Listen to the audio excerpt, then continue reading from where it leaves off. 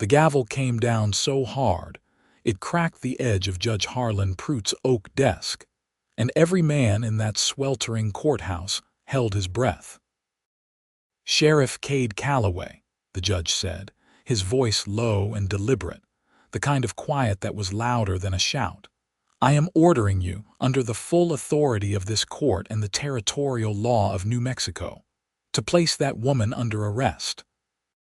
You will bind her wrists, you will walk her to the jail cell, and you will hold her there until sentencing. That is not a request. That is a direct judicial command." Cade did not move. He stood with his back straight, his hat in his hands, the morning sun cutting through the dusty courtroom window and landing across his jaw like a brand. He looked at the woman sitting in the defendant's chair, and she looked back at him, and something wordless and enormous passed between them in that single second. Then he looked at the judge. "Find another lawman," he said. The silence that followed was the loudest thing Cade Calloway had ever heard in his 31 years of living. It was louder than the gunfight at Cedarwood Pass, louder than the night his father died, louder than the storm that had taken half of Rio Seco with it 2 winters back. Judge Pruitt's face went the color of raw beet. "You are in contempt, Sheriff. You are in contempt of this court, contempt of this office, and contempt of the laws of the New Mexico territory. I will have your badge. I will have your freedom." "I will, then take them," Cade said. He set his star-shaped badge on the railing in front of him, the metal making a soft, final sound against the wood. "But I will not arrest Grace Hale. Not today. Not for this."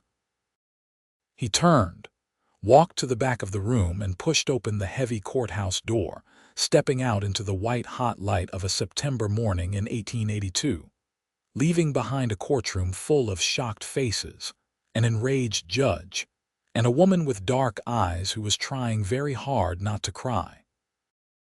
It had taken 3 months to arrive at that moment.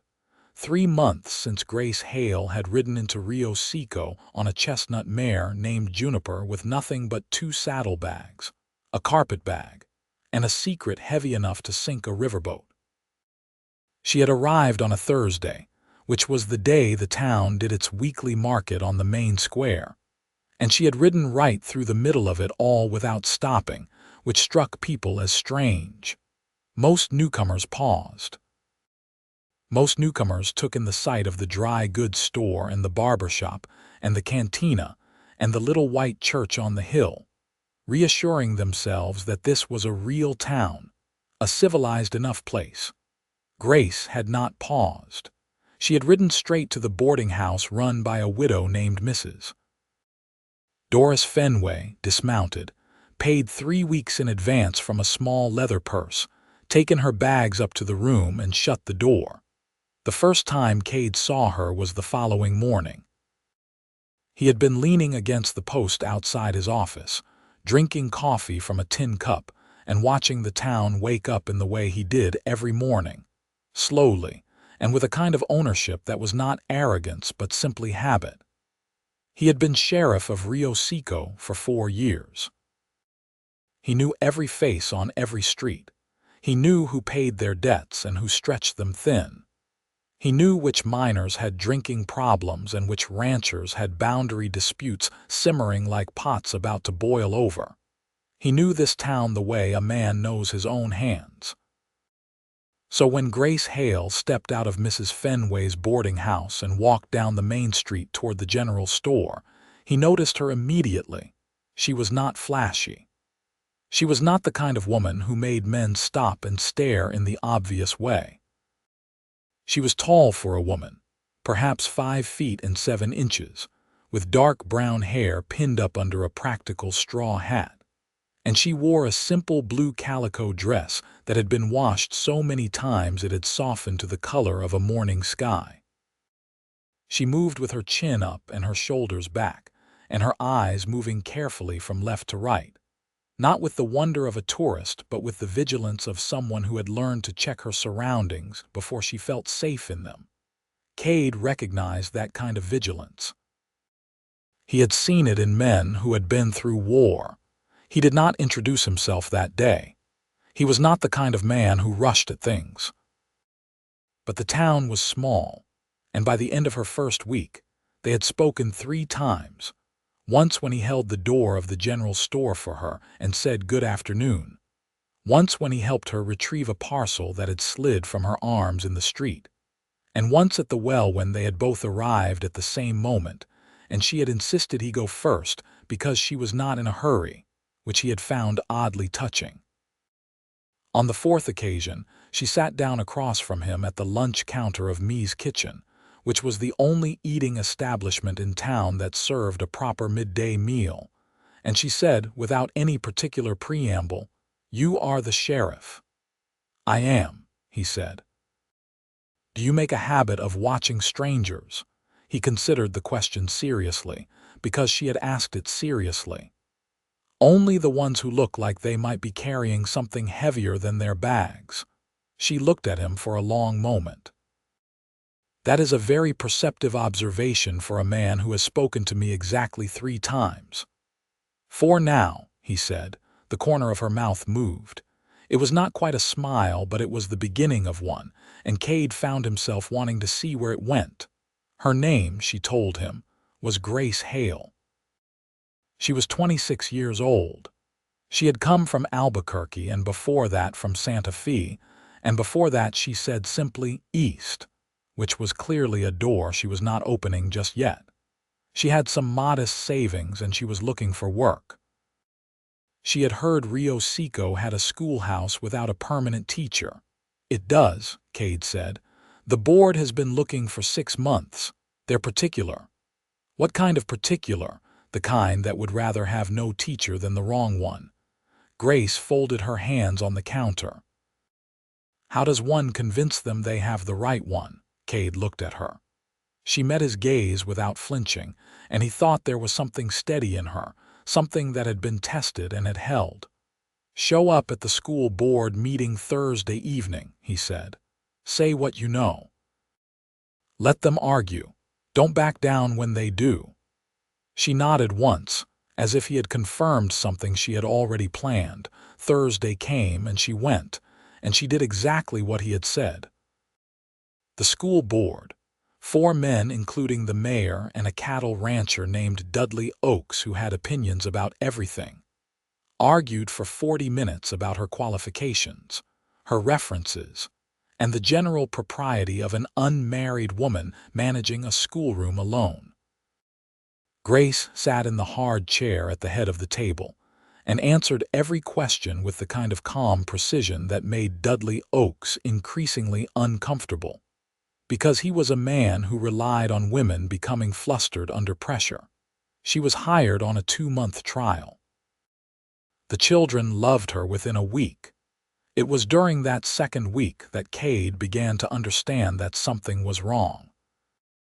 He noticed it because he was a man who noticed things, and because by now he had taken to finding reasons to pass by the schoolhouse in the afternoon, when classes were letting out, which he admitted to himself was not strictly necessary for the maintenance of law and order in Rio Seco.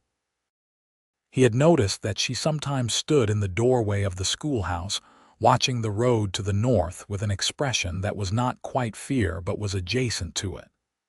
He had noticed that she sometimes flinched at the sound of horses arriving at speed. He had noticed that she checked over her shoulder when she walked alone. On a Wednesday evening in late July, he was finishing up some paperwork in his office when he heard a commotion outside. He stepped to the window and saw a man on a big gray horse riding slowly down the main street, not with the tired slouch of a traveler at the end of a long day, but with the deliberate pace of someone surveying territory. The man was perhaps 45, broad across the shoulders, with a black hat and an expensive coat that looked wrong for the desert heat, the kind of coat that was meant to impress rather than protect. Cade went outside. The man reined his horse to a stop in front of the saloon and looked down at Cade with a smile that was all teeth and no warmth. "Evening, Sheriff. Fine little town you have here. "It suits us," Cade said. "You passing through, maybe, maybe not." The man swung down from his horse with the ease of someone accustomed to being watched. "Name is Wendell Fitch. I'm looking for a woman. Goes by Grace. Dark hair, tall, about 26 years old, rides a chestnut mare." Cade kept his face neutral the way you kept a poker hand neutral. "Lot of women come through this territory. Not like this one." Wendell Fitch reached into his coat and produced a folded paper. "I have a warrant here, signed by a judge in Santa Fe. She's wanted for theft. Took a considerable amount of money from my household where she was employed as a governess. I intend to see her returned and the matter settled in court." Cade took the paper and read it. It appeared legitimate. The name on it was Grace Hale. The charge was theft of $340. The signature was that of Judge Arthur Cabot of Santa Fe. He folded it back up and handed it to Fitch. "I'll look into it," he said. Fitch's smile cooled by a degree. "I'd prefer you look into it tonight." "I do things at my own pace in my town," Cade said pleasantly. "You'll find a room at Mrs. Fenway's boarding house if you need one. The saloon serves a decent supper." He went back to his office and sat at his desk and looked at his hands for a long time. Then he put on his hat and walked to the boarding house. Grace answered his knock with a lamp in her hand and took one look at his face, and her own face changed, the careful composure draining away to something more honest and more frightened. She said, "He found me." "Come inside your room and tell me everything," Cade said. "Start from the beginning and do not leave anything out." She did. It took the better part of an hour. She had gone to Santa Fe 2 years ago looking for work after the death of her mother had left her without family and with very few resources. She had found a position with a man named Wendell Fitch, a wealthy land speculator and investor, as a governess to his 2 children, a boy of 9 and a girl of 7. The position had seemed respectable. The pay was good. The house was large and comfortable. Within 3 months, she had understood that the house was not what it appeared. Wendell Fitch was involved in land fraud on a scale that Grace had only gradually come to understand. He was forging documents to take title to land that belonged to settlers who could not easily fight legal battles, particularly Mexican land grant holders whose documentation was in Spanish and who were routinely ground up in the American court system. He was bribing officials. He was, she was nearly certain, connected to at least 2 instances where families had been driven from their land through threats and worse. She had seen documents. She had not meant to see them, but she had, because Fitch did not believe a governess was much of a threat and had been careless. One evening, she had been in his study to leave a note about one of the children, and she had seen papers spread across his desk. Papers with forged seals and signatures, and the names of families she recognized from around the area.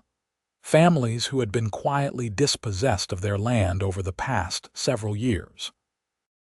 She had been terrified, and she had been careful, and over the following 2 weeks, she had done something that now either made her brave or a thief, depending entirely on who was telling the story. She had copied what she could by hand, and she had taken one document, just one, that she believed was the most damning piece of evidence against him.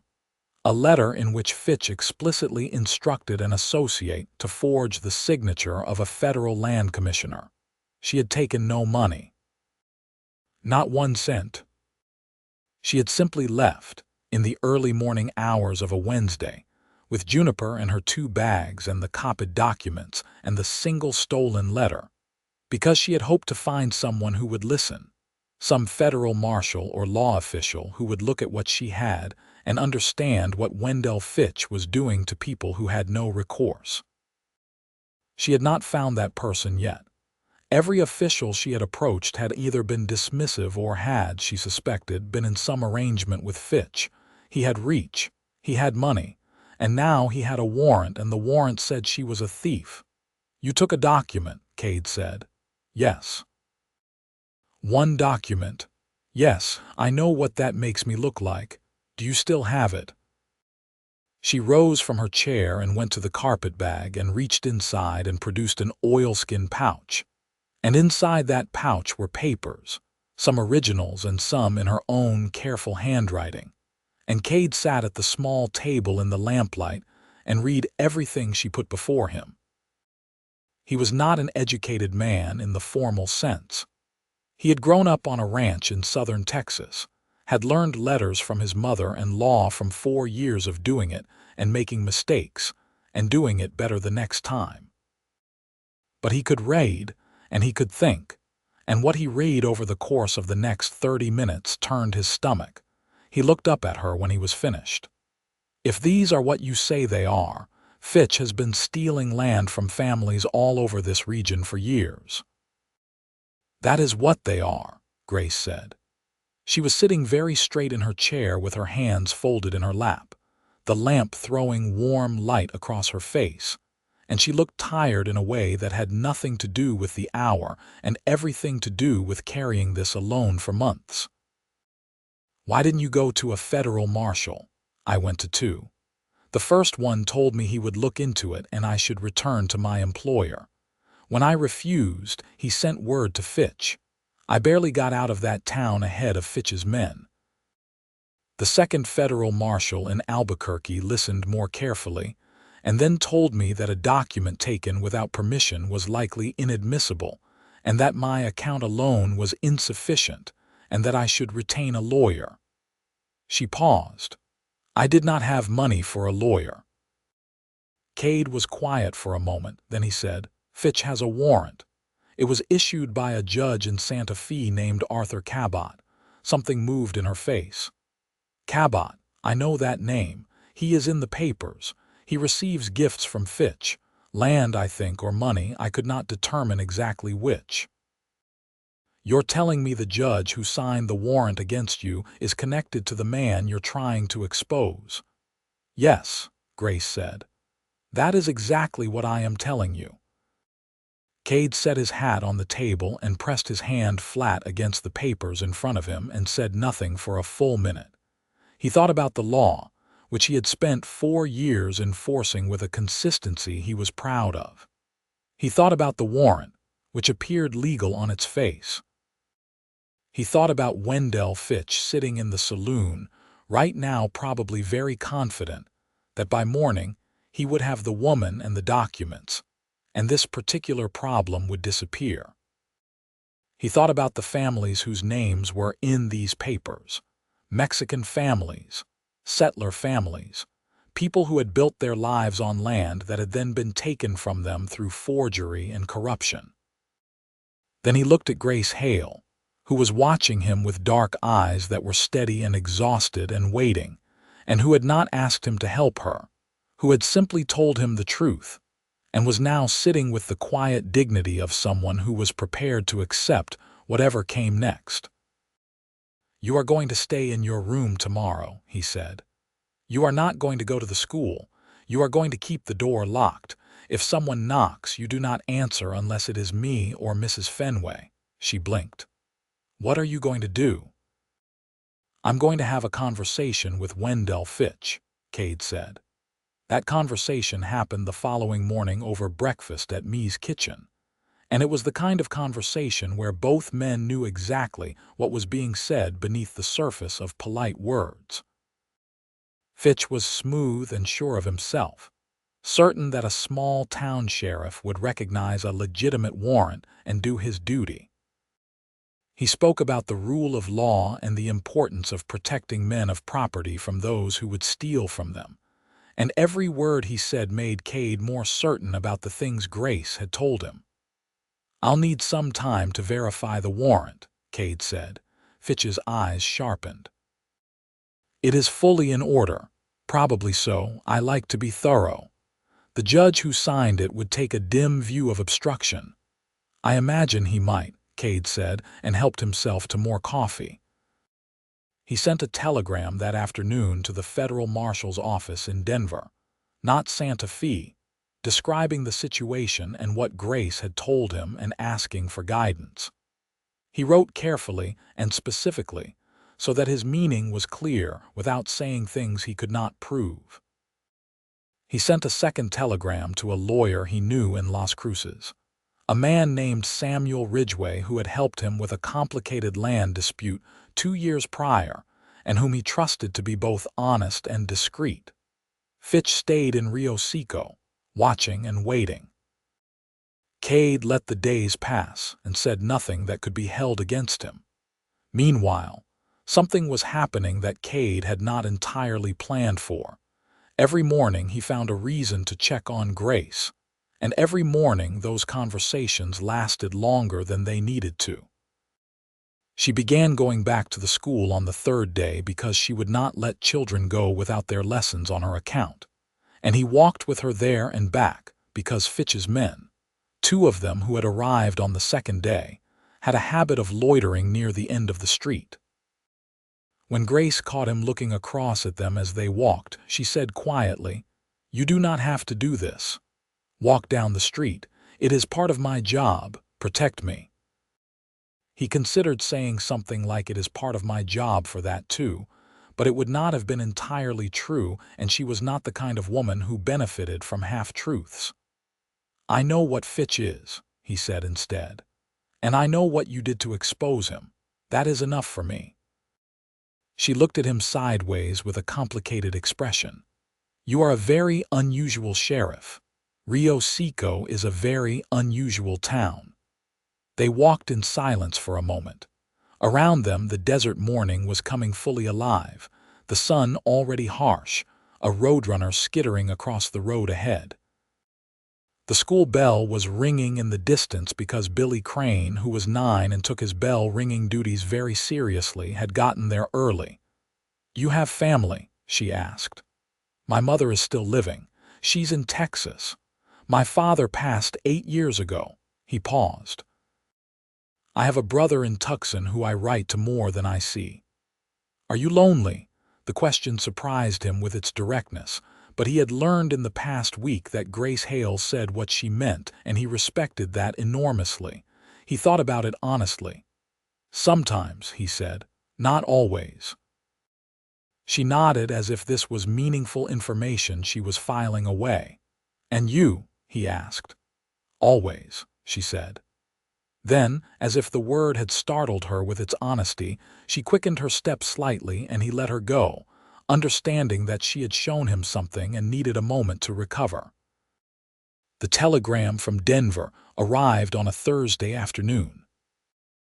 The federal marshal there, a man named Chester Adair, said he was familiar with some complaints related to land speculation in the Santa Fe region, and that the documents Grace possessed could be extremely significant if their authenticity could be established. He was sending a deputy to Rio Seco. He asked Cade to keep the situation stable in the meantime. The letter from Samuel Ridgway arrived the following day. Ridgway said that a warrant issued by a judge with a clear conflict of interest was legally vulnerable and could be challenged, but that the challenge would need to be made in a territorial court, probably in Albuquerque, and that it would take time and would require someone willing to argue the case, which he himself was willing to do if the evidence supported it. Things were moving. Cade was cautiously optimistic. Then Fitch made his move. He went to Judge Harlan Pruitt.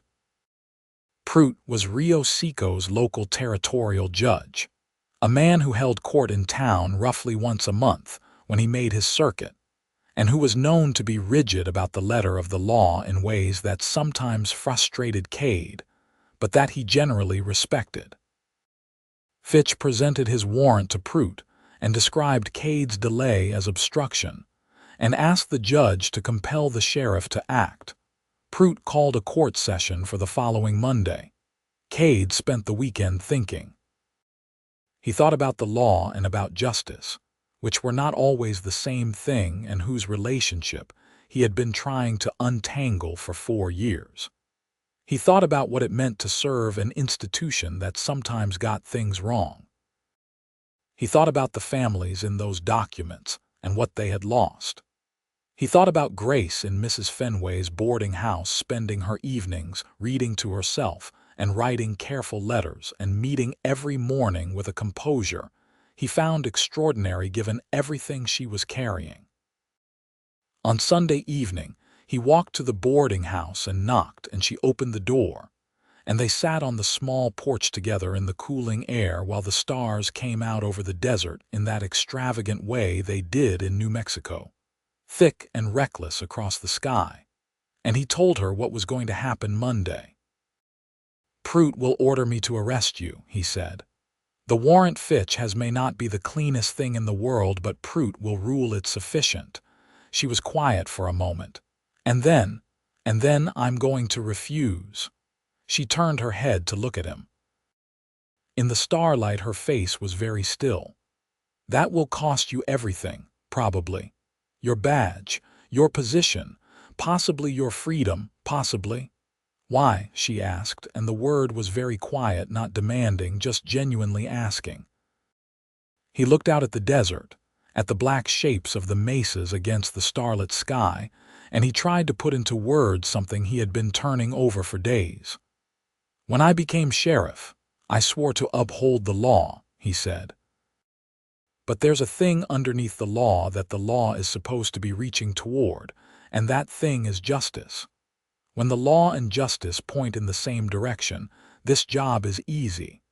When they don't, a man has to decide which one he actually serves."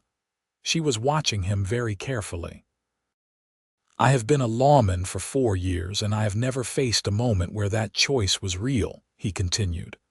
"I think I always wondered which way I would go. Now I know." Grace looked back at the sky. Her hands were folded in her lap. After a long silence, she said, "You are going to ruin your life for a woman you have known for 3 weeks. I've known you long enough."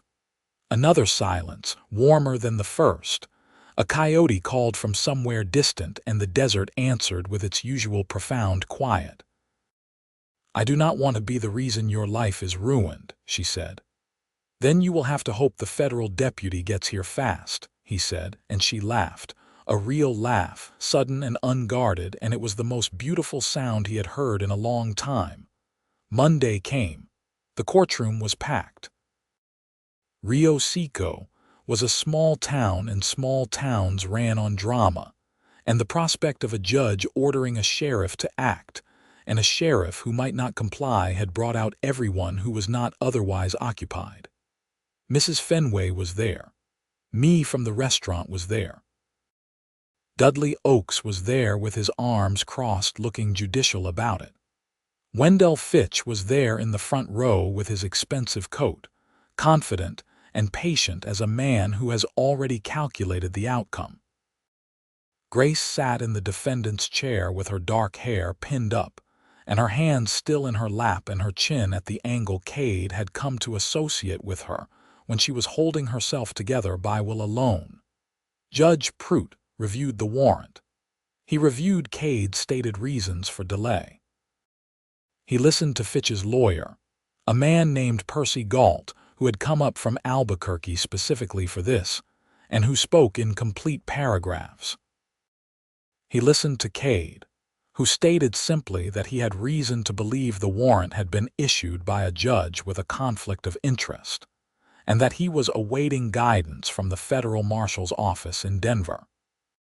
Prout ruled that the warrant was on its face a valid legal document, and that questioning the integrity of the issuing judge required evidence Cade had not produced, and that the delay constituted interference with due process.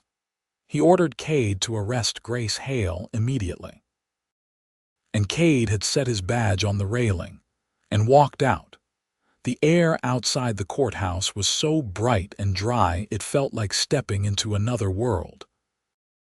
Cade stood on the steps for a moment with his hand shading his eyes, and then walked to the hitching post and untied his horse, a big bay named Prospect, and stood there without mounting, because he was not sure where he was going and he had not worked that part out yet. He heard the courthouse door open behind him. He turned and it was Grace, which startled him because he had expected her to still be inside, possibly being arrested by someone else, possibly by his deputy, a young man named Ellis Crane, who was Billy the bell ringer's older brother and who had been looking profoundly uncomfortable throughout the entire proceedings. "They let you leave?" he asked. "Fitch's lawyer said it was not dignified to have someone drag me out by the arm," she said, "and that I would present myself voluntarily for arrest once you were replaced by someone willing to carry out the order." She stopped 2 steps above him on the courthouse stairs, so they were nearly at eye level. "I think he expected me to be more frightened." "Are you frightened?" She considered it. "Yes," she said honestly, "but not as frightened as I expected to be." Cade became aware that a crowd was assembling at a respectful but interested distance. The citizens of Rio Seco, rearranging themselves on the street with the unhurried efficiency of people who did not want to miss anything. He had lost his badge. He was no longer sheriff. That was a fact that had not fully settled yet, like a stone dropped into a well whose splash had not yet come back up. "Come with me," he said to Grace. "Where?" "I have somewhere to be." The somewhere was the telegraph office, where a wire had come in that morning that he had not had time to read before the hearing. He read it now, standing at the counter with Grace beside him and the telegraph operator, a boy named Pete, pretending not to listen from behind a stack of papers. The wire was from Chester Adair in Denver. His deputy, a man named Marshal Thomas Breed, had arrived in Albuquerque the previous evening and would reach Rio Seco by Wednesday at the latest. He had been briefed on the situation, and he was coming with the authority of the federal marshal's office to examine the documents and assess the warrant for Cabot's conflict of interest. 2 days. Cade looked at Grace. 2 days, he said. "Fitch will have a new sheriff appointed before then," she said. "Probably not that fast. Territorial appointment takes time." He folded the telegram. "But he does not need a new sheriff to make things difficult." She knew what he meant. Fitch had men. 2 of them had been in town since the 2nd day and a 3rd had arrived Friday. They would not do anything in open daylight because Fitch was careful about his public face, but 2 days and 2 nights was a long window.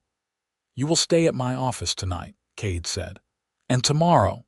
She blinked. "Your office. I still have the keys. The building is territorial property, but the appointment of a replacement will take at least several days. I can make a case that I am operating in a temporary capacity." He paused. The jail cell actually locks from the outside and also from the inside, which makes it a better defensive position than the boarding house. Grace looked at him. "You want to hide me in the jail? You can think of it as lodging," he said, "with a view of the street through the window." She was quiet for a moment. "Cade." It was the first time she had used his given name, and they both noticed it. "You have given up your badge. You have publicly defied a judge. You are now proposing to house a wanted woman in a public building while you wait for a federal marshal. Do you understand what this looks like?" "I know what it looks like," he said. "I also know that it is the correct thing to do and that I will not let anything happen to you while there is something I can do about it." She looked at him for a long moment with those dark, careful eyes, and he saw in them something that he had not seen there before, not relief exactly, and not gratitude exactly, but something more personal and more fragile than either of those things. "Thank you," she said quietly. And then, as if she could not help it, she reached out and briefly touched his hand, just a brush of her fingers against his knuckles, warm and quick. And then she stepped back, and the moment closed around itself. They spent Monday night and all of Tuesday in the sheriff's office. Cade moved a second chair behind the desk, and Grace sat across from him.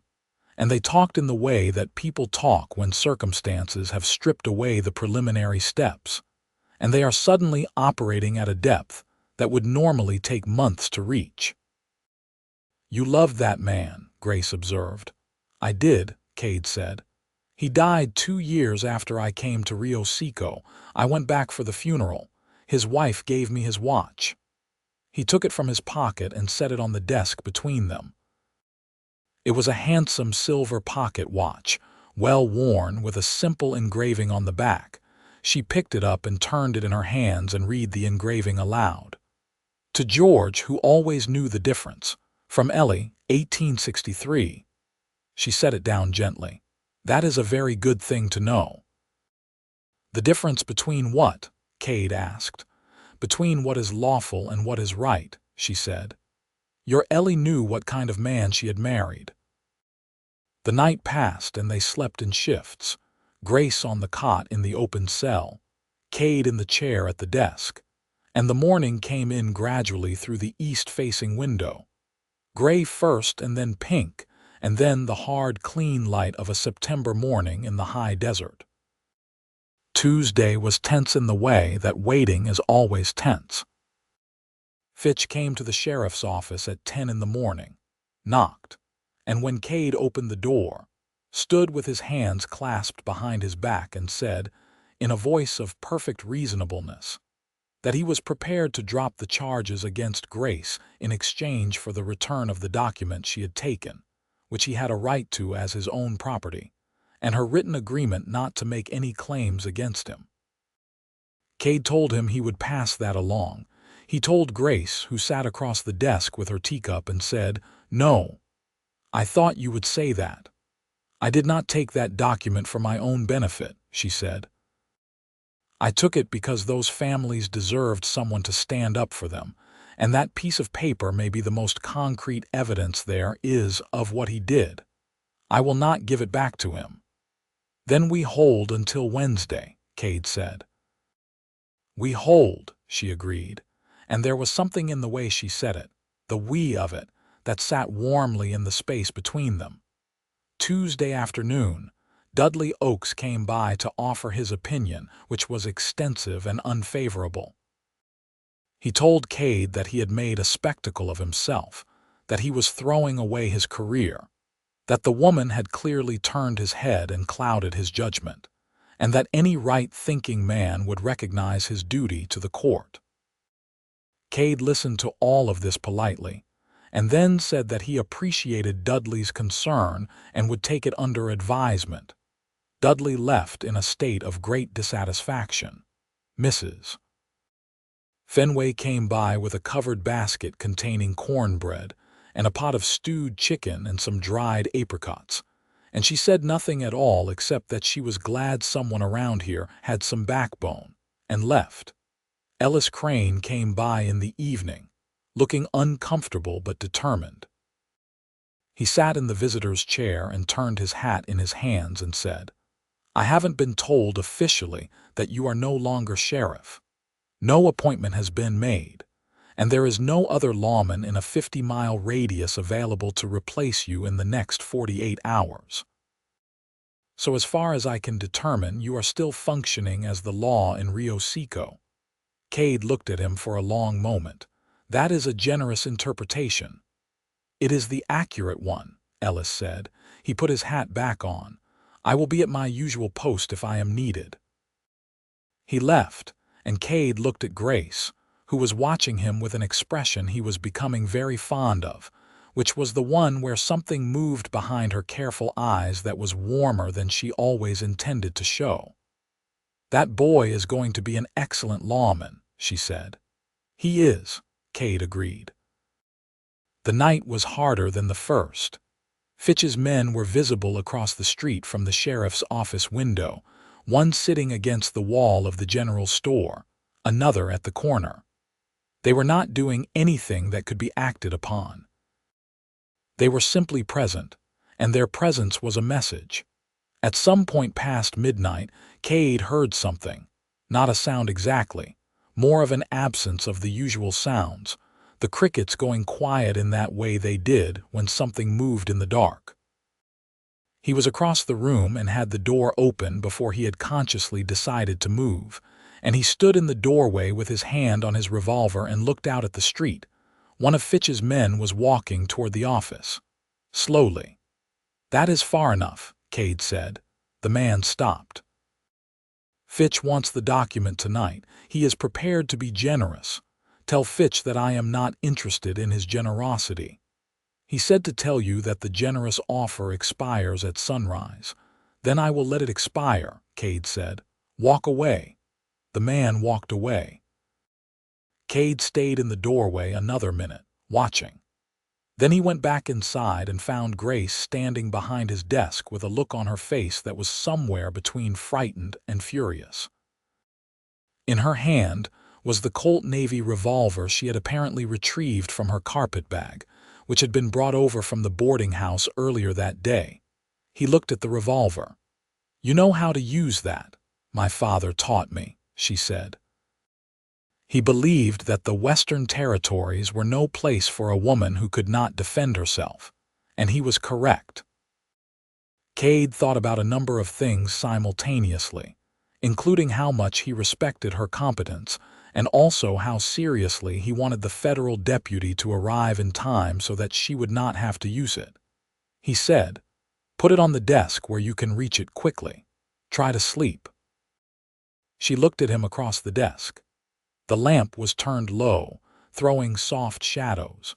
Her hair had come partly loose from its pins, and she looked tired and beautiful and determined.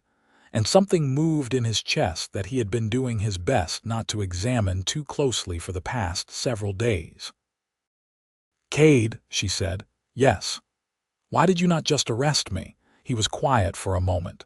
"When I was 15 years old," he said slowly, "there was a Mexican family near our land in Texas.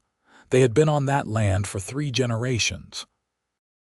Anglo settlers came and challenged their claim in a Texas court, and the court ruled against them and they were removed. Everything legal. Every step of it done by the book." He paused. "My father watched it happen and said nothing because it was the law. For the rest of his life, I think it bothered him. I think he measured himself against it and found himself something less than what he wanted to be." He looked at the watch on the desk. "I decided a long time ago that I did not want to carry that same weight." Grace was very still. Then she said, "Those families in those documents, the ones Fitch stole from." "Yes," he said, "people like them, yes." She sat down in the chair across the desk from him, and they remained there in the quiet of the deep night, not saying anything more, and somehow the silence said more than they had yet managed with words. Wednesday morning arrived without incident, which was its own kind of gift. Marshal Thomas Breed rode into Rio Seco at 10:30. A lean, weathered man in his late 30s with federal credentials and the particular unhurried authority of someone who had been doing important work for a long time. He went to the sheriff's office and Cade showed him the documents. Breed read them with a systematic attention that Grace recognized as the same approach she herself took to complicated material, which made her trust him before he had spoken 10 words. "These are significant," Breed said when he was done. He looked at Grace. "The letter in particular. The forged signature on a federal document is a federal crime, and that changes the jurisdiction considerably." "Fitch has a warrant for my arrest," Grace said, "issued by a judge named Cabot who has a relationship with him." "Cabot." Breed's expression shifted slightly. "He is currently under review by the federal court for 3 other matters. The warrant he issued is legally questionable at minimum." He set down the papers. "I need to send some wires." "The telegraph office is 2 buildings south," Cade said. Breed left and was gone for 2 hours, and when he came back his expression was different, more resolved. "The warrant is being suspended pending investigation of the issuing judge," he said. "Fitch is going to be asked to accompany me to Albuquerque where a federal judge will look at this evidence. He does not have to go voluntarily, but I think when I explain the alternative, he will choose to go. He has 3 armed men in town," Cade said. "I am aware of that," Breed said. He showed no particular concern. "I have handled worse." What followed was one of those moments in a small western town that would be talked about for 20 years. Marshal Breed walked across the main street to the hotel where Fitch was staying, knocked on the door, and had a conversation that nobody else could hear. Whatever he said, it lasted 12 minutes, and at the end of it Wendell Fitch came out of his room with a face like a thundercloud and packed his bags and left for Albuquerque with Breed the following morning. He did not, as Cade had half expected, do anything dramatic about it. Men like Fitch, he was learning, tended to fight their battles in courtrooms rather than on streets. They counted on the law to do their dirty work, and when the law shifted against them, they recalculated. But before he left, Fitch made one more visit to the sheriff's office. He came alone, without his men, and he stood in the doorway and looked at Grace with an expression that was cold and precise. "You have made a powerful enemy," he said. Grace looked at him steadily. "You have made yourself a powerful enemy in the law," she said. "I think you have the worst situation." Fitch looked at Cade. Something crossed his face that might have been genuine bewilderment. "For a governess," he said, as if she were something too inconsequential to understand properly. "She is a schoolteacher," Cade said. "And she is the most honest person I have met in 15 years of law work. I suggest you leave now." Fitch left. The room they stood in was very quiet for a moment. Then Grace sat down in the nearest chair and pressed her hands flat on the desk and let out a long, slow breath. And Cade understood that she had been holding herself together for weeks and weeks, and that the thread had come very close to snapping this morning and had not. He crossed to where she was sitting and crouched down so that he was at her level, and he put his hand over hers on the desk. She looked at him. Her eyes were bright, but she was not crying. She was Grace Hale, and she did not come apart, not even now, though her hand turned over beneath his and held it. They stayed like that for a while, and the September morning continued outside, and Rio Seco went about its business. The next 2 weeks brought their own complications, because nothing in life went straight even when the worst of it was past. There was the matter of Judge Prout, who was genuinely furious about Cade's defiance of his order, and who filed a formal complaint with the territorial authority in Santa Fe. There was the matter of Cade's badge, which he had left on the railing and which technically constituted resignation, and the question of whether he had resigned or simply refused a specific order was a legal question that the territorial office was disinclined to rule on quickly. There was a long silence. "You are not on this board, Cade," Dudley Oakes said. "No," Cade agreed. "I am a citizen of this town speaking at a public meeting. You did not restrict attendance." Grace was reconfirmed for the term. The federal investigation into Wendell Fitch moved forward with the deliberate pace that federal investigations tended to adopt. But it did move, and the documents Grace had provided were central to it. Marshal Breed sent word periodically, and each message was a small piece of good news: a corroborating witness found, a second set of forged documents identified, a land commissioner who had received bribes and was now cooperating with investigators. The question of Judge Cabot's relationship with Fitch was being looked into seriously, and while the territorial authority declined to officially say so, the warrant against Grace was quietly allowed to lapse without renewal. The question of Cade's badge was resolved in early October, when the territorial office sent a letter stating that his action in refusing to execute the warrant had been irregular, but that given the subsequent federal findings regarding the warrant's validity, the matter was considered closed, and his appointment as sheriff was considered to be in continuous standing. He read that letter at his desk in the sheriff's office with a feeling of considerable relief that he did his best not to show, because there was nobody in the office at that moment except Ellis, who had figured out what was going on by now, and who grinned at him from across the room in a way that was quite undignified for a deputy. "Not a word," Cade said. "Wouldn't dream of it," Ellis said. October in Rio Seco was the best time of year, the heat breaking into something golden and manageable, the light going honey-colored in the afternoons, the nights cool enough for a jacket.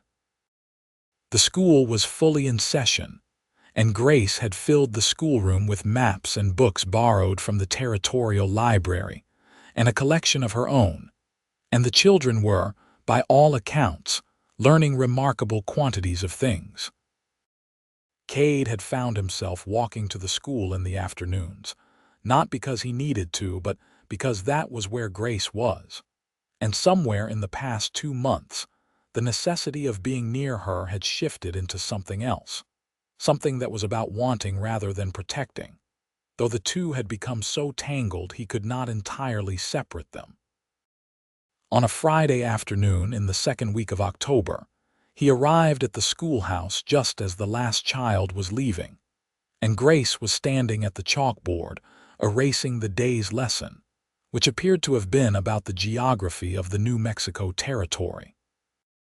He could see the ghost of the Colorado River and the Rio Grande, and a long line of mountain peaks still faintly visible beneath her erasing. She did not hear him come in, and so he stood in the doorway for a moment watching her, the afternoon light coming through the west-facing windows and catching the loose strands of her hair, and he thought that there was something about the particular way she existed in a space, fully present and purposeful, that made rooms feel more real. She turned and saw him and said, "You're early today. Classes ended early. You looked at my schedule. I am the sheriff. I know things." She set down the eraser and crossed her arms with an expression that was very nearly a smile. "And what exactly are you doing here, Sheriff Calloway?" He had been thinking about this for several days, the thing he wanted to say and the right way to say it. He had considered a number of approaches and discarded most of them as too formal or too casual or too presumptuous. He had concluded that the best approach was probably the direct one, because Grace responded to directness, and because he was not, at heart, a man who was good at working around things. "I was hoping to take you to supper," he said. "Not at me's. I thought we might ride out to the old Vasquez place. There is a view of the sunset from that ridge that is something worth seeing. I can bring a basket." She was quiet for a moment. "That sounds like more than supper." "It is," he said, "but supper is included." The pause lasted long enough that he found himself very aware of his own heartbeat. "Yes," she said. He had not packed a basket that could be called impressive, because he was not a man who cooked with any particular ambition, but Mrs. Fenway had helped him when he had asked, and what he had was respectable. Cold chicken, fresh bread, a jar of pickled vegetables, 2 slices of the apple cake that Me made on Fridays, and a small bottle of very decent wine that he had been keeping for an occasion. They rode out in the long afternoon light, Grace on Juniper and Cade on Prospect, and the desert did what the desert did in October when it was at its best.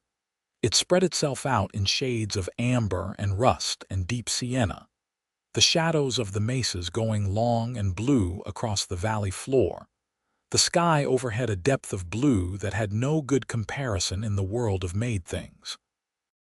The ridge above the old Vasquez homestead was a wide, flat shelf of rock that looked out over the full sweep of the valley to the west, and the sun was positioned perfectly when they arrived, just beginning its final descent toward the dark horizon line, painting itself across the sky in shades that moved from orange to rose to deep violet.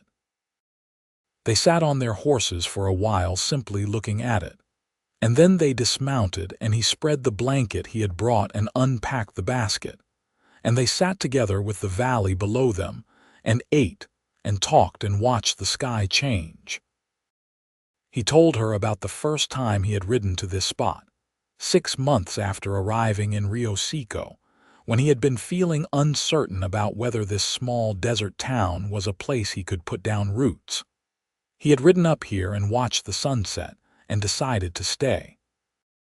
She told him about the night she had left Santa Fe, the specific quality of the fear she had felt as she had ridden out of the city in the dark, the way her hands had shaken until she was far enough from the city lights that she could begin to breathe. "Were you afraid tonight?" she asked. "When you refused Prout?" "Yes," he said honestly. "You did not look it. I have learned that fear and action are not opposites. You can do both at the same time." She looked at him sideways, and there was something in her face that was open in a way she did not always allow herself to be. "I have been trying to learn that," she said. The sky was moving through its last colors above them, the first stars beginning to appear in the east. The valley below was going dark and soft, the lights of Rio Seco beginning to show like scattered sparks. "Grace," he said. "Yes." He turned to look at her, which meant they were very close together because the blanket was not large.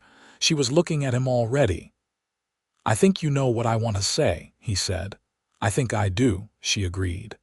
"And—" She looked at the stars that were now properly visible in the darkening east, and he saw her take a breath, and then she said, "I have been alone a long time, and I have been moving from place to place because I was afraid. And I have not let myself want things because wanting things felt dangerous." She paused. "Being here with you feels like wanting things." "Is that bad?" he asked quietly. She looked at him. "No," she said. "It is terrifying and it is not bad at all." He reached out and tucked a loose strand of hair back from her face, slowly, and she did not pull away. And he kissed her there on the ridge above Rio Seco, with the stars coming out overhead and the valley below them.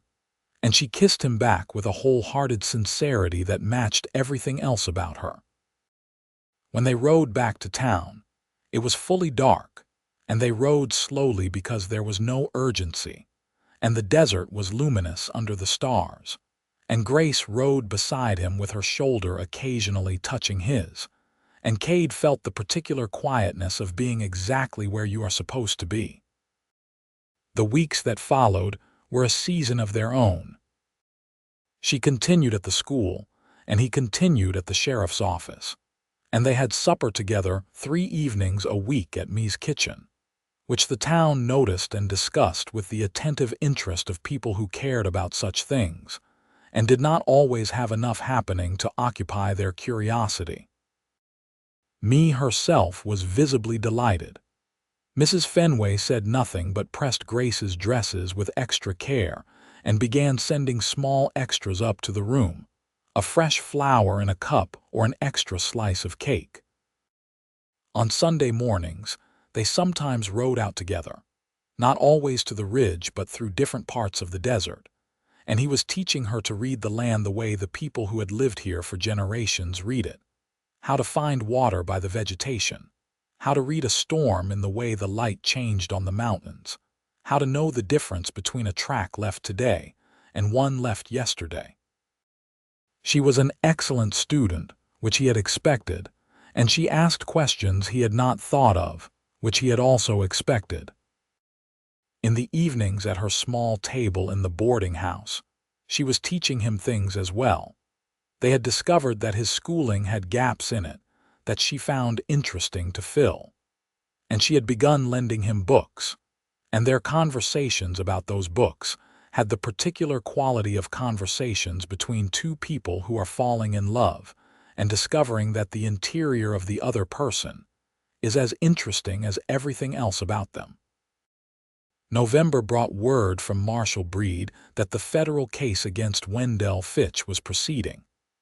A grand jury in Albuquerque had indicted him on 4 counts, including fraud, forgery of federal documents, and corruption of a public official. Judge Cabot had resigned from the bench. The land commissioner, who had been bribed, was cooperating with the investigation. Several of the families whose land had been fraudulently seized were involved in a civil case that a lawyer in Albuquerque was pursuing on their behalf, and Grace's documents were a critical part of that case. Breed's letter ended with a line that Grace read 3 times. The courage of the woman who preserved this evidence should be recognized formally by this territory and likely will be in time. She showed the letter to Cade, who read it and said, "He is right." "I just did what anyone should have done," she said. "Very few people do," he said. "That is precisely why it matters that you did." She folded the letter carefully and put it in the oilskin pouch with the other documents, which she kept always. And Cade thought she looked like someone who had put down a very heavy thing, not entirely, but enough that she could walk differently. On a Thursday evening in late November, which was the kind of evening that felt like the world had gone very quiet and still, Cade sat across from Grace at the small table in the boarding house parlor, where Mrs. Fenway allowed them to sit in the evenings because she had views about propriety and also views about love, and the 2 views were in negotiation. There was a fire in the small fireplace, and Grace was reading a letter from the lawyer in Albuquerque about the land cases, and Cade was reading a report from his deputy. And it was entirely domestic and entirely comfortable, and entirely unlike anything Cade had ever had before, this particular feeling of shared quietness. He looked up from his report and looked at her across the table and said, without having planned to say it at precisely this moment, "Grace." She looked up. "Yes, I would like to marry you." She set down the letter. There was a moment of very complete silence in the room. "Cade," she said. "I know it has not been very long," he said. "I know you have spent a long time alone and being self-sufficient, and I am not asking you to stop being that person. I do not want you to stop, but I would like, if you are willing, to be the person you are those things with." She was looking at him with the most unguarded expression he had ever seen on her face. He had seen her frightened and composed and angry and amused and tender, but this was something beyond all of those things, something younger and less defended. "You are asking me to marry you," she said slowly, as if she were making sure she had understood correctly. "I am. At a parlor table on a Thursday evening." "I did not want to wait for a more suitable moment," he said. "I have noticed that waiting for suitable moments is how things don't get said." The fire crackled. Outside, the November wind moved through the street. "Yes," she said. He was quite sure his heart stopped for a moment and then resumed at a slightly different speed. "Yes," he repeated. "Yes, Cade, I will marry you." She reached across the table and took both his hands in hers and looked at him with those steady dark eyes. "I have been trying very hard not to fall completely in love with you since approximately the 2nd week of September. I am no longer trying." He stood up and went around the table and pulled her to her feet and held her face in his hands and looked at her for a moment and then kissed her, properly, thoroughly. And she wrapped her arms around his neck and kissed him back, and the fire was warm behind them, and outside the desert wind blew cold and clean through Rio Seco. They were married in December, the 3rd Saturday of the month, in the little white church on the hill, which was full to overflowing because Rio Seco was not a large town, and they had many people who felt invested in the outcome. The children from the school sat in the front rows on Grace's side, scrubbed and solemn and excited in equal parts. Ellis Crane stood with Cade. Mrs. Fenway sat in the first row and managed to cry and look dignified at the same time.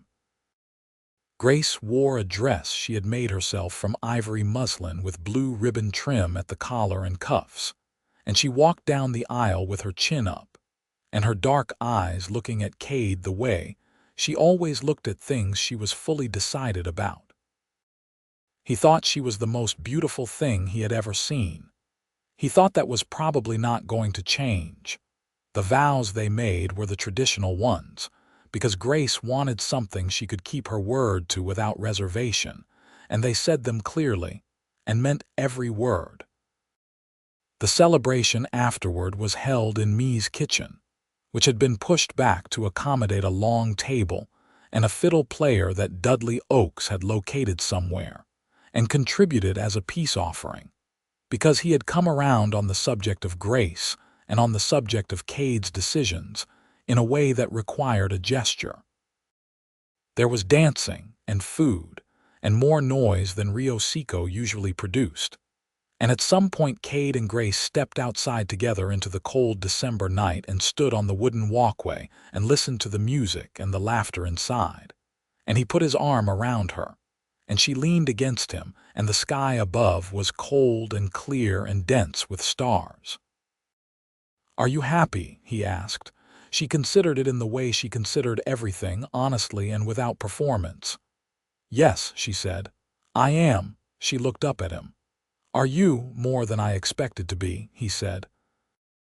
"I thought I was going to be a bachelor sheriff for the rest of my life and that it was a reasonable life, and I still think it was a reasonable life. But this is considerably better." She laughed. "You are the least romantic man in the West." "I just told you that you make my life considerably better," he said. "I think that is quite romantic." She kissed him instead of answering, which was, he thought, the best possible response. They moved into a small house that had been vacant on the west end of town. 2 rooms and a kitchen and a porch that faced the desert. And they furnished it gradually, with things purchased from the general store, and a few pieces brought over from her boarding house room and his office. The bookshelves went up first, which was Grace's priority, and then the kitchen table, which was his, because a man needed somewhere to drink his morning coffee. The spring of 1883 was good. The investigation of Fitch continued to produce results. A judge in Albuquerque ruled in March that several of the land transactions under investigation had been obtained fraudulently, and the families involved were beginning the process of having their claims restored, which was complicated and slow, but was happening. Grace received a formal letter from the federal marshal's office commending her for preserving evidence critical to the case.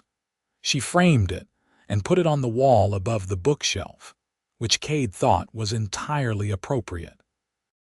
In April, 2 of the families whose names had been in the documents she had copied came to Rio Seco to meet her. They were the Delgado family and the Reyes family, and they came in a wagon on a Saturday morning and found Grace in the garden she had started behind the house, and she stood up with dirt on her hands and looked at them and understood who they were from the way they looked at her. What followed was a long conversation at the kitchen table with coffee and bread that moved between Spanish and English, because some of the older members of both families were more comfortable in Spanish and Grace had some Spanish, and the children translated the gaps, and the weight of what had been done, and what was being undone was present in the room with all of them. At one point the grandmother of the Delgado family, a very old woman named Alina who had sat quietly through most of the conversation with her hands folded on the table, looked at Grace and said something in Spanish that one of the younger men translated as, "She says you are a very brave woman. She says you did something that a man with power should have done and did not. She thanks you." Grace said, "Please tell her that I should have done it sooner and I am sorry for that." The old woman listened to the translation and then looked at Grace for a long moment and said something else. The young man smiled slightly and said, "She says that you did it when you were ready to, and that is all anyone can do." Cade, who had been standing in the doorway being quiet because this conversation did not belong to him, looked at his wife and saw that her eyes were bright, and her jaw was set in that way it was when she was holding herself very still. After the families had gone, she stood in the kitchen for a while not doing anything in particular, and then she turned to him and said, "It was worth it." He had not doubted that, but he was glad she was sure. Summer arrived with its particular brutal generosity, the heat immense and the skies enormous, and Rio Seco settled into the rhythms that small towns have when nothing threatening is happening. The school out for the season, the days long and slow and golden, the nights cooling into something you could sit out in. Grace was working with the school board on an expansion of the curriculum, which involved a considerable number of letters to the Territorial Education Office, and a considerable number of meetings that she attended with the focused patience of someone who intended to get what she wanted and understood that it would take longer than was strictly necessary. She was trying to add science and what she called natural history to the regular lessons, which the more conservative members of the board were uncertain about, and she was pressing the case systematically and without irritation. Cade watched this with enormous admiration. He had his own concerns to manage. A dispute between two cattle ranchers in the north of the county had been escalating through the spring, the kind of dispute that started over a water hole and ended in positions too entrenched to move easily. He spent considerable time riding between properties and sitting in rooms where men with strong opinions spoke at length, and slowly, with the deliberate patience that 4 years of law work had given him, he found the angle that let both sides step back from the edge. They spent an evening in late July sitting on the porch after supper, the desert cooling around them, the stars beginning their nightly extravagance.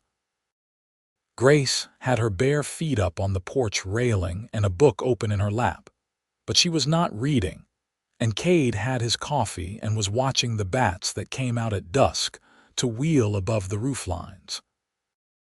She said, out of what seemed like silence but was probably a thought she had been following for a while, "I think we should plant more in the garden next spring. A proper kitchen garden, beans and squash and tomatoes." "We can do that," he said. "And I would like a dog," she said. "I've been thinking about it for some time. A ranch dog or a useful size of dog, not a small decorative one."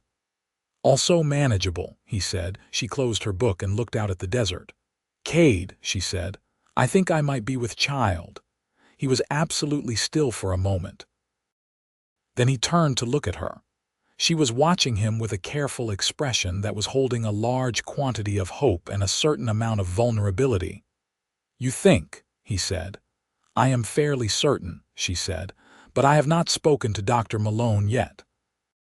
He reached across the space between their chairs and took her hand, which she turned and gripped back with some feeling. "We should speak to Dr. Malone," he said.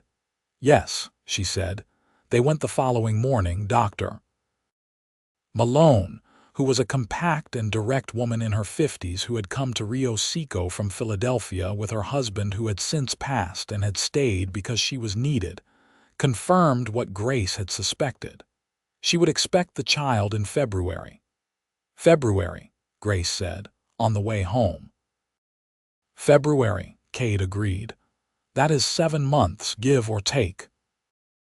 They were walking home through the summer morning, the town around them busy with its usual business, and Cade was aware of a feeling that was very large and not easily named, not quite happiness, which was too small a word, but something in that direction enlarged by a sense of future, of time stretching forward full of possibility. Grace stopped walking in the middle of the street and said, "I am going to be someone's mother." "You are," he said. She looked at him with those dark eyes full of something that was partly joy and partly terror and entirely honest. "I am not certain I know how to do that." "Nobody does," he said. "You learn as you go. That is not as reassuring as you may have intended, but it is accurate." She took his hand and they walked home, and the morning continued around them, and the future was very real and very near. The autumn of 1883 was rich and quiet. Grace taught the fall term with her pregnancy becoming visible around October, which produced, in the children, the kind of fascinated and earnest questions about the nature of things that reminded her exactly why she loved teaching. She answered everything with honesty appropriate to the age of the questioner, and sent a note home to every parent warning them that their children might have follow-up questions. The school board had a meeting about whether she should continue teaching through the term. She attended and spoke clearly about her capacity to teach and her intention to do so. And the board, which by now had seen what she did in a classroom and was unwilling to remove her, ultimately decided not to make her stop. Cade appeared at that meeting again from the back and did not speak. On the way home, she said, "You are still doing that." "I am a concerned citizen," he said. "You are a very protective husband," she said, but she was smiling. "Those are not mutually exclusive," he said. The federal case against Fitch concluded in November. He was convicted on 3 counts and sentenced to 8 years in a federal penitentiary. The land fraud civil cases were still working their way through the courts, but the criminal conviction strengthened the civil cases significantly. And the lawyer representing the families sent Grace a long letter full of cautious optimism and genuine gratitude. Judge Cabot's formal removal from the bench was finalized in December. The territorial authority sent a brief notification to the sheriff's office in Rio Seco that the matter of the warrant against Grace Hale was formally closed and expunged from the record, as it had been issued without proper standing. Cade read this notification and then walked to the school and found Grace between lessons and handed it to her without saying anything. She read it and then looked up at him. "It's over," she said. "It's over," he said. She folded the paper very carefully and held it in her hand for a moment and said, "Thank you. You did the hard part," he said. "You kept those documents safe for months when most people would have given in. You kept me safe when the law said you should not have," she said. She reached up and touched his face, a gesture of such simple tenderness that he was surprised by how much it moved him. "We did the hard part," she said. February arrived, cold and clear, and on the 14th of the month, which Grace noted with ironic amusement was Valentine's Day, she gave birth to a son. He was 8 pounds and had Cade's jaw, and Dr. Malone reported, "A pair of excellent lungs demonstrated immediately and convincingly." He was healthy, and he was good, and he was astonishing. Cade held him in the lamplight of the bedroom while Grace slept, this small new person who was inexplicably his, and the feeling was so large he could not think around it. They named him Thomas George Calloway. Thomas for Marshall Breed, who had come through when it mattered, and George for Cade's old mentor, the sheriff who had taught him the difference. Thomas George Calloway grew into himself with the particular speed of the young, and the house on the west end of Rio Seco became the kind of house that is full of noise and books, and a dog of useful size who had arrived the previous fall and had been named cartographer by Grace because he approached the exploration of any new space with great systematic thoroughness. Rio Seco grew by degrees, the school expanded, a second church went up on the south end of town. The cattle disputes settled into manageable relationships, and the desert continued to be itself, enormous and magnificent and indifferent to the small human dramas that played out in its shadow. By the spring of 1886, when Thomas was 3 years old and had developed strong opinions about everything and a vocabulary to express them, Grace was expecting again.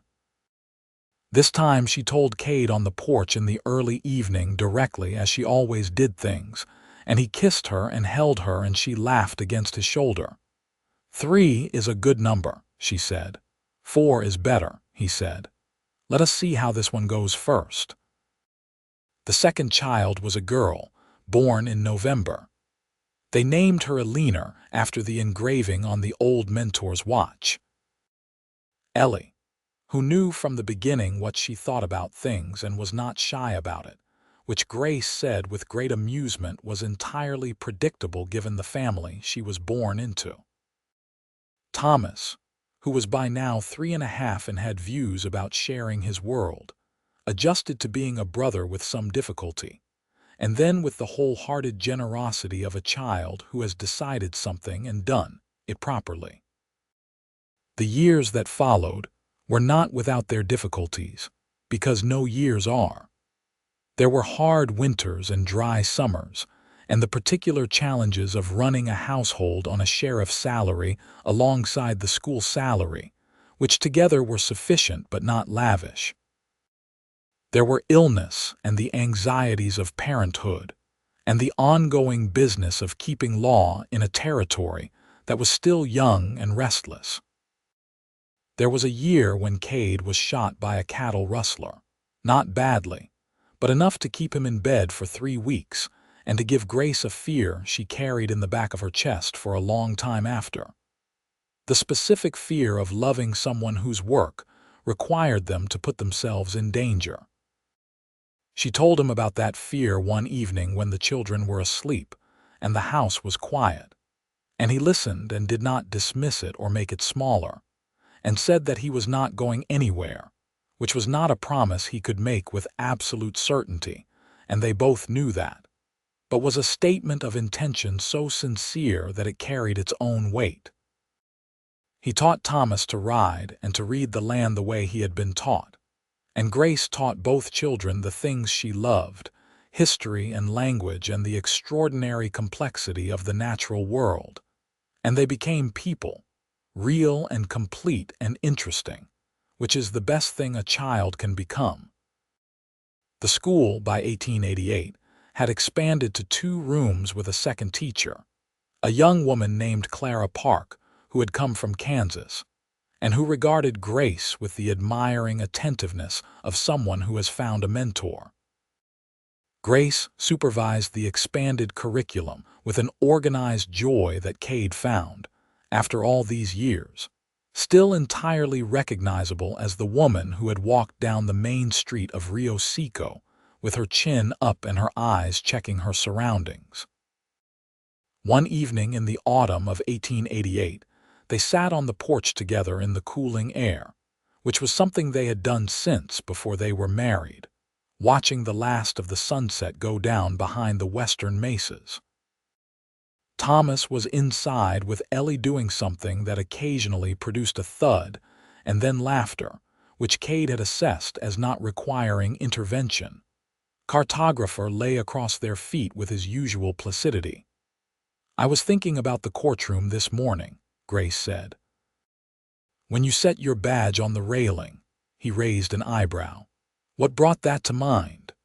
"One of my students asked me what courage looked like. I was trying to explain that it did not always look like what people expected, that it was often quiet and ordinary looking on the outside." She paused. "I thought of you in that courtroom." "That was not quiet," he said. "The moment before was," she said. "The moment when you decided." She turned her head to look at him. "You knew exactly what you were giving up." "I did," he said. "And you did it anyway." "Yes." She was quiet for a moment.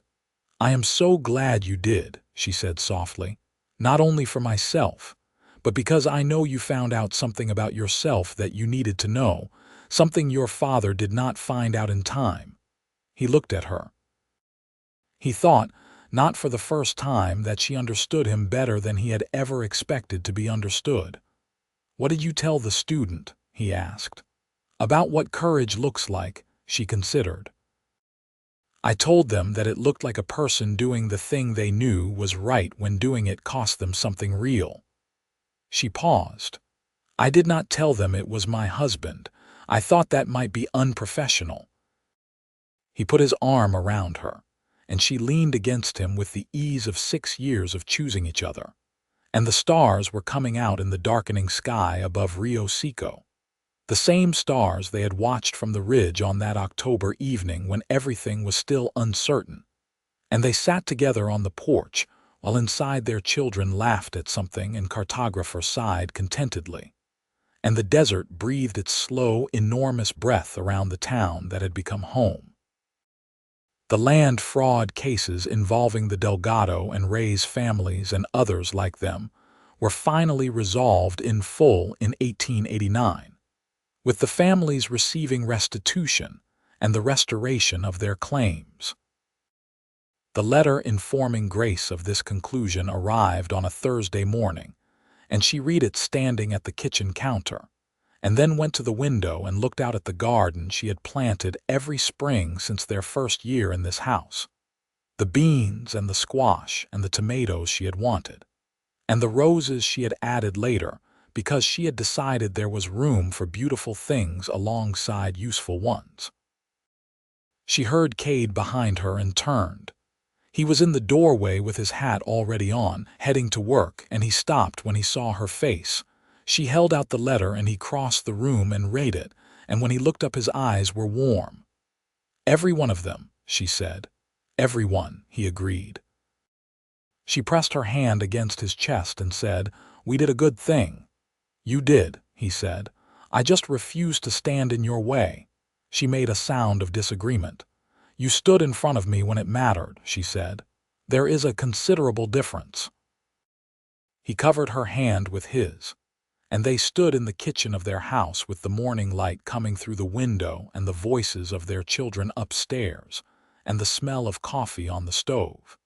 And Cade Calloway thought that the whole of his life had been moving toward this woman and these children and this town and this particular morning, and that the moment in the courtroom when he had set his badge on the railing had not been the end of anything but the very precise beginning.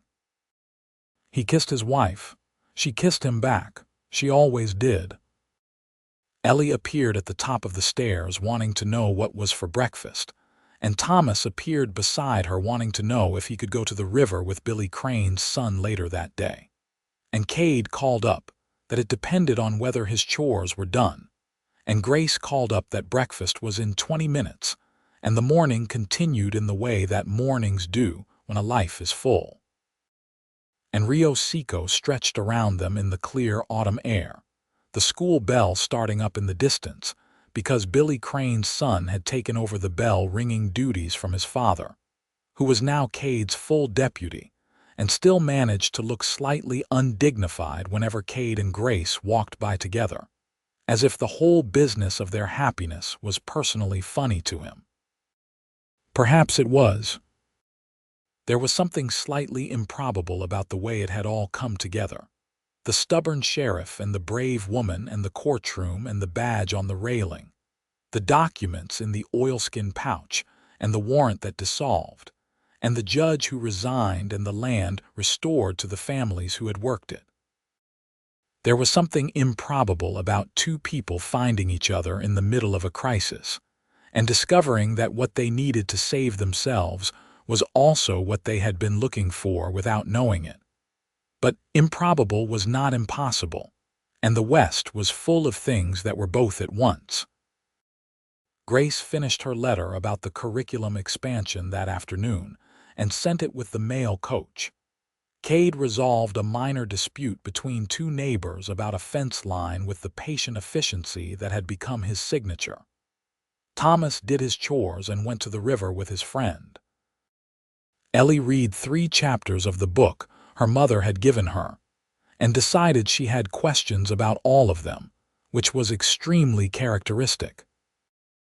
That evening they ate supper together at the kitchen table, all 4 of them, with cartographer Hopeful beneath the table and the lamp burning warm above it. And the conversation moved in the direction that family conversations move, from the small events of the day to larger observations about the world, to something someone had read or seen that became a question that required all of them to think. Grace looked around the table at her family with the quiet steadiness that was the core of her, the part that had walked through fear and difficulty, and come out on the other side without being diminished by any of it. And she thought that she had done, in the end, exactly what she had hoped to do. She had found someone willing to see what she saw and stand beside her. She had made a home. She had done work that mattered. Cade caught her looking and gave her a look in return that said he knew what she was thinking, which he often did, having spent 6 years learning the language of her expressions. She shook her head slightly, which meant something like "Stop being smug about knowing me so well." He raised his coffee cup, which meant something like "Not a chance." Thomas wanted to know why they were looking at each other like that, and Ellie said with the authority of a 4-year-old who has decided she understands things that it was because they were in love, which she said with the satisfied air of someone who had solved a puzzle. "That is correct," Grace said. "Is love always like that?" Thomas asked. "Like looking at someone and saying things without talking?" Cade thought about this seriously, because his son asked serious questions and deserved serious answers. "When you have known someone long enough," he said, "and you pay attention to who they are, you learn how to hear what they are saying even when they are not saying it." Thomas absorbed this with the focused consideration he gave to information that seemed important. "I am going to pay attention to everything," he announced. "That is an excellent plan," his mother said. The lamp burned steady. Outside, the New Mexico night was enormous and clear and full of stars, the same stars that had been there when the first people looked up at them, when the Spanish came, and when the Americans came, and when all the people in between made their lives in the shadow of the mesas and the sound of the wind. The stars did not care about courtrooms or warrants or the small, fierce battles that people fought to hold onto what was right.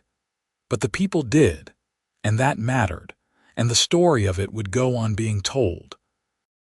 Cade Calloway, sheriff of Rio Seco, closed the back door against the night wind and came back to the table and sat down with his family. And the light was warm around all of them, and outside the stars turned their slow, patient circle over the desert. And the day ended in exactly the way the best days do, fully and without regret, with every thread drawn together and held.